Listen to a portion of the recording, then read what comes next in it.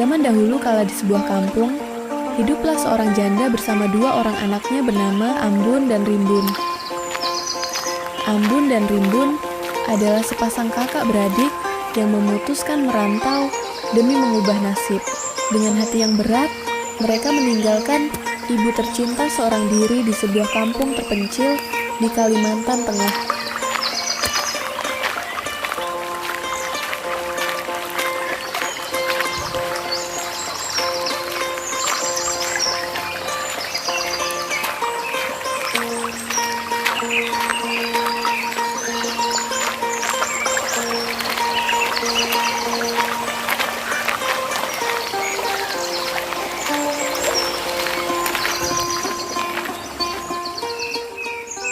Apa yang sedang abang pikirkan?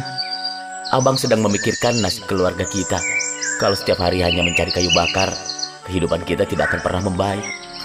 Lalu, apa rencana abang? Abang akan pergi merantau untuk mengubah nasib keluarga kita. Banyak tetangga kita menjadi lebih baik kehidupannya setelah pulang dari merantau. Kalau begitu, aku ikut, Bang. Jangan, Dik. Kamu di sini saja menemani ibu. Kalau adik ikut, kasihan ibu ditinggal sendiri. Tidak, Bang. Adik harus ikut abang. Baiklah kalau begitu.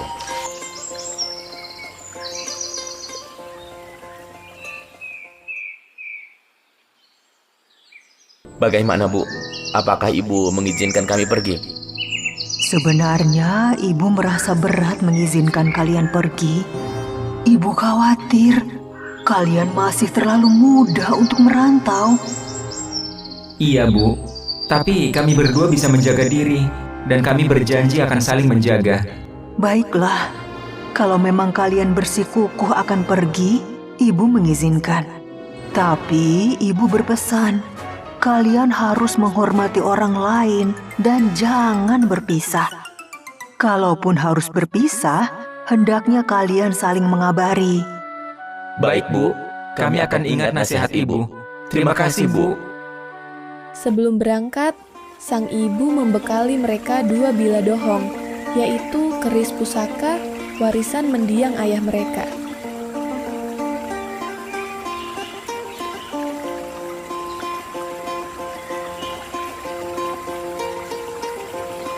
Senjata pusaka ini adalah peninggalan almarhum ayah kalian. Tapi ingat, senjata ini hanya boleh kalian gunakan jika dalam keadaan mendesak. Baik, Bu. Kami akan selalu mengingat pesan Ibu. Berangkatlah, nak. Nanti kalian kemalaman di jalan. Jika sudah berhasil, cepatlah kembali menemui ibu di sini. Baik, Bu. Kami akan segera kembali jika sudah berhasil.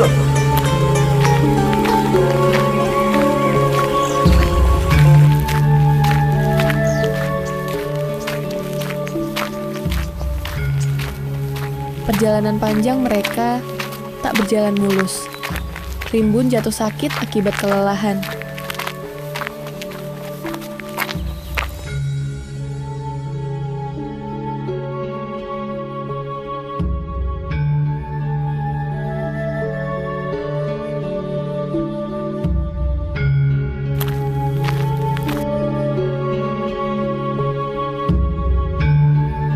Dan takdir berkata lain. Dia menghembuskan napas terakhir di tengah perjalanan.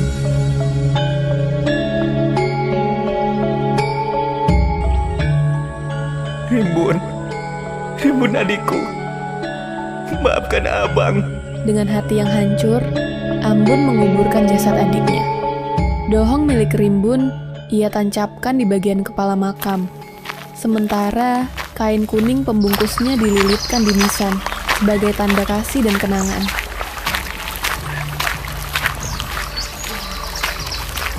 Ambun melanjutkan perjalanan seorang diri, menembus hutan lebat.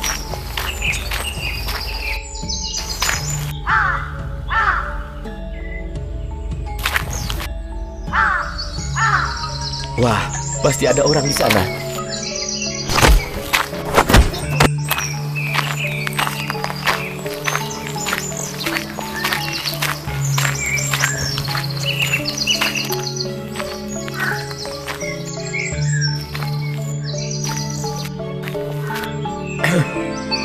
sedang apa, Nek? Mengumpulkan kayu bakar. Siapa engkau ini, anak muda? Kenapa bisa sampai ke tempat ini? Saya Ambun, Nek. Bekal dari ibunya telah habis, hingga akhirnya ia tiba di sebuah rumah sederhana milik seorang perempuan tua. Ambun diizinkan menumpang tinggal di sana. Sebagai balas budi, ia membantu sang nenek mengurus rumah.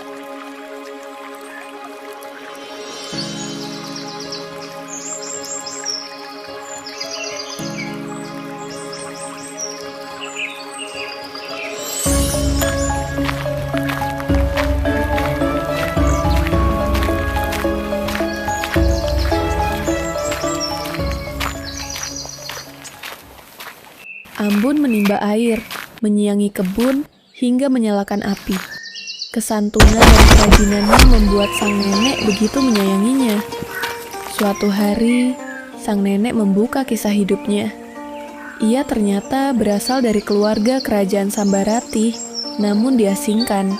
Meski demikian, beberapa kerabat kerajaan masih mengirimkan makanan untuknya. Pada suatu ketika, seorang utusan istana datang membawa makanan sekaligus kabar penting. Kami kesini untuk mengirimkan makanan. Dan minggu depan, Raja mengadakan sayembara. Siapa yang mampu mengambil bunga melati di atas atap kerajaan akan dijodohkan dengan sang putri.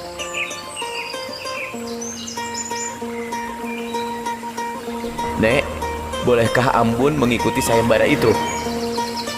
Oh, jangan cucuku.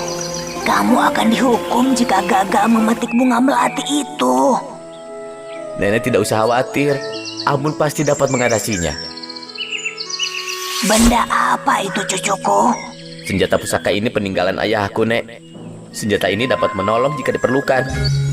Bersediakah Nenek menyaksikan sayembara itu? Jika seandainya Ambun gagal, Nenek dapat menyaksikan Ambun menjalani hukuman gantung. Dan saat itu adalah pertemuan terakhir kita. Baiklah, cucuku. Nenek akan menyaksikan sayembara itu. Ambun memutuskan untuk ikut serta. Bersama sang nenek, ia berangkat menuju istana. Saat memasuki arena sayembara, sorakan ejekan penonton menggema.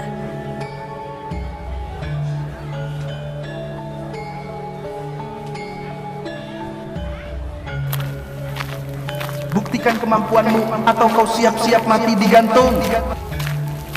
Namun, Ambun tetap tenang. Ia berdoa dalam hati, lalu mengambil ancang-ancang. Dengan suara lantang, ia menyebut nama mendiang ayahnya sambil mencabut dengan pusaka dari pinggangnya. Keajaiban pun terjadi. Ambun melompat dengan ringan, menembus jarak dari halaman hingga atap istana. Ia memetik bunga melati dan menyerahkannya langsung kepada sang putri. Sorak-sorai rakyat menggema, dan raja sendiri berdiri memberi tepuk tangan penuh kagum. Tanpa ragu, raja menikahkan Ambun dengan putrinya dan menyerahkan tahta kepadanya karena usianya yang telah lanjut.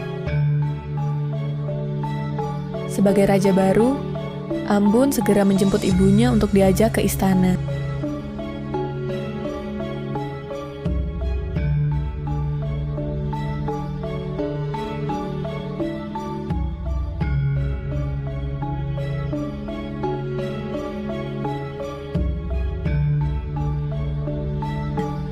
Namun sebelum ke istana, Ambun bersama sang ibu mencari makam Rimbun di tengah hutan.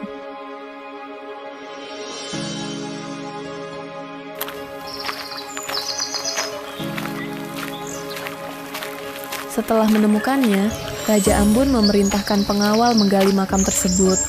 Sementara yang lain dikirim mencari air kehidupan Danum Kaharingan Belom di Bukit Kamiting. Air suci itu ia teteskan pada tulang belulang Rimbun. Perlahan, tulang-tulang itu menyatu kembali dan secara ajaib, Rimbun hidup kembali. Sejak saat itu, mereka bertiga hidup dalam kebahagiaan dan Ambun memimpin kerajaan dengan bijaksana, dikenang sebagai raja yang penuh kasih dan keberanian.